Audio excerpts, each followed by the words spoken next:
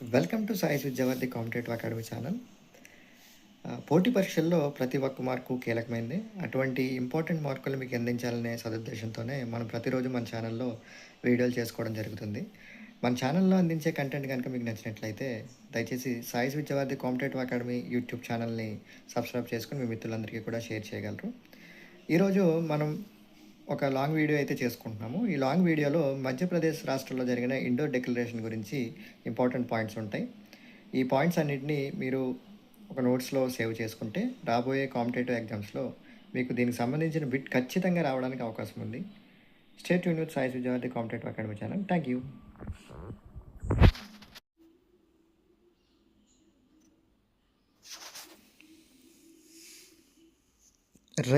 రైతన్న హక్కుల కోసం ఇండోర్ డిక్లరేషన్. ఈ పోటీ పరీక్షల్లో మనకి రాబోయే రోజుల్లో జరగబోయే గ్రూప్ 1, గ్రూప్ 2 మరియు ఇతర కాంపిటేటివ్ ఎగ్జామ్స్లో ఈ రైతన్న హక్కుల కోసం ఇండోర్ డిక్లరేషన్ అనే కరెంట్ అఫైర్స్ అంశం గురించి ప్రశ్నలు రాయడానికి అవకాశం ఉన్న సందర్భంలో ఈ ముఖ్యమైన వీడియో మీతో పంచుకోవడం జరుగుతుంది. ఇందులో కొన్ని మోడల్ ప్రశ్నలు మరియు జవాబులను డిస్కస్ చేసుకుందాం. రైతుల హక్కుల కోసం ప్రకటించిన డిక్లరేషన్ పేరేమిటి? సమాధానం ఇండోర్ డిక్లరేషన్. ఇండోర్ డిక్లరేషన్ ఏ రాష్ట్రంలో ప్రకటించబడింది? దీని సమాధానం మధ్యప్రదేశ్. ఇండోర్ డిక్లరేషన్ ప్రధానంగా ఎవరి హక్కులకు సంబంధించినది? ఈ ప్రశ్న సమాధానం రైతులు. ఈ సమావేశంలో పాల్గొన్న దేశాల సమూహం ఏది? సమాధానం బ్రిక్స్. వార్తల్లో పేర్కొన్న బ్రిక్స్ సభ్య దేశాల్లో ఒకటి ఏది? Option A Japan, option B Brazil, option C Canada, option D Australia. సరైన సమాధానం ఆప్షన్ బి బ్రెజిల్. ఇండోర్ డిక్లరేషన్లో ఏ అంశానికి ప్రాధాన్యం ఇచ్చారు? రైతుల సామాజిక భద్రత. రైతులపై ప్రభావం చూపుతున్న అంశంగా ఈ వార్తలో ఏది ప్రస్తావించబడింది? వాతావరణ మార్పులు. బ్రిక్స్ అనే పదంలో ఐ ఏ దేశాన్ని సూచిస్తుంది? దీనికి సరైన సమాధానం ఇండియా. ఇక ఇండోర్ డిక్లరేషన్ ముఖ్యాంశాల గురించి మనం వస్తే, రైతుల హక్కులకు ఇండోర్ డిక్లరేషన్ ప్రకటించడం జరిగింది. ఇది మధ్యప్రదేశ్లోని ఇండోర్ నగరంలో జరిగిన కార్యక్రమంలో అయితే విడుదల చేయడం జరిగింది.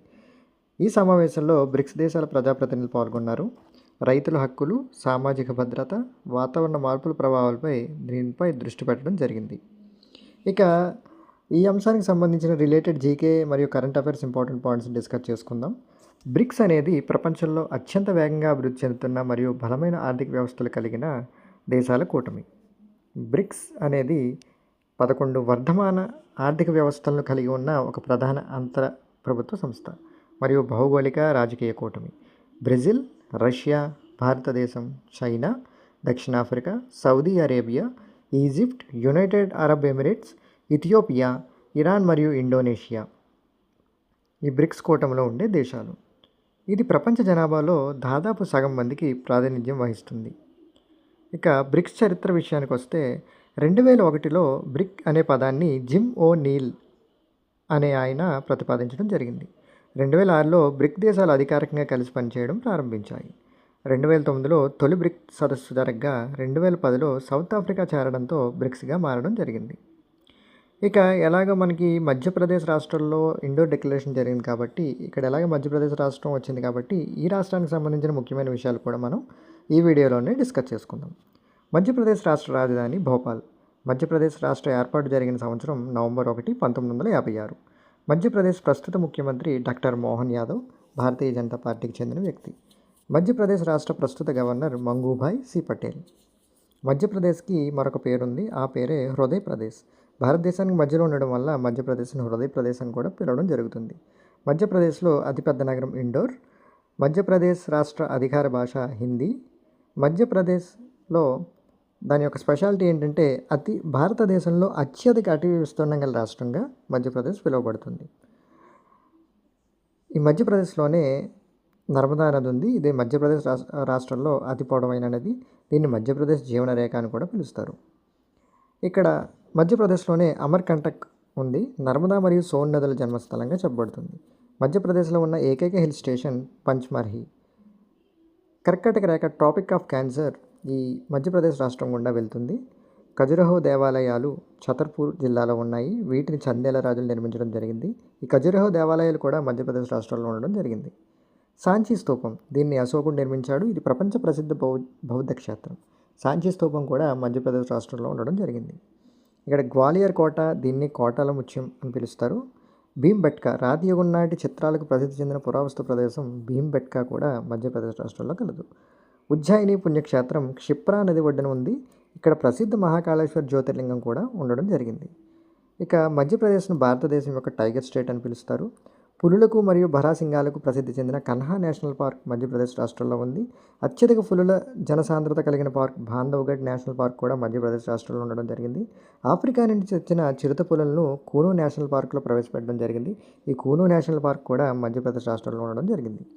ఇక పన్నా జిల్లా వజ్రాల ఉత్పత్తికి ప్రసిద్ధి చెందిందని మీకు తెలిసిందే. ఈ పన్నా జిల్లా వజ్రాల ఉత్పత్తికి ఈ వజ్రాల గనులు కూడా మధ్యప్రదేశ్ రాష్ట్రంలో అయితే ఉండడం జరిగింది. దేశంలోనే అత్యధికంగా సోయాబీన్ ఉత్పత్తి చేసే రాష్ట్రం మధ్యప్రదేశ్. భారతదేశంలోనే అత్యంత పరిశుభ్రమైన నగరంగా పలుమార్లు అవార్డులు పొందిన ఇండోర్ కూడా ఈ మధ్యప్రదేశ్ రాష్ట్రంలో ఉంది. ఇక 1984లో మిథైల్ ఐసోసైనైడ్ వాయువు లీక్ అయిన ఘటన భోపాల్లో జరిగిన విషయం మీకు తెలిసిందే.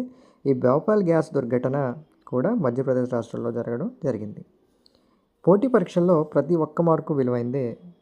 అటువంటి మార్కులు మీకు అందించాలనే మా ధ్యేయంగా ఈ లాంగ్ వీడియో అయితే మీకు అందించడం జరుగుతుంది. తాజాగా ఇండోర్ డిక్లరేషన్ అనే కరెంట్ అఫైర్స్కి సంబంధించిన బిట్ని రిలేటెడ్ జీకేతో మనకి ఈ లాంగ్ వీడియోలో మీకు అయితే వివరించడం జరిగింది. ఎందుకంటే పోటీ పరీక్షల్లో ఒక విషయం గురించి మనం 360 డిగ్రీల మొత్తం అంతా కూడా విషయాన్ని మనం అవగాహన చేసుకుంటేనే, ఆకలింపు చేసుకుంటేనే పోటీ పరీక్షల్లో మార్కులు అనేవి మనం గెయిన్ చేసి ప్రభుత్వ ఉద్యోగానికి మనం అయితే అర్హత సాధించగలం. కాబట్టి ఈ వీడియో అయితే మనం చేసుకుంటున్నాం. మన వీడియో కనుక మీ ప్రిపరేషన్లో ఉపయోగపడుతుంది అని అనుకుంటే మాత్రం వెంటనే మన ఛానల్ని సబ్స్క్రైబ్ చేసుకుని మీ పరిధిలో ఉన్న మరొక 2 మిత్రులతో మన ఛానల్ని కొన్ని షేర్ చేసి సబ్స్క్రైబ్ చేయించగలరు. Stay tune with Sai Vidyavadi competitive academy channel. Thank you.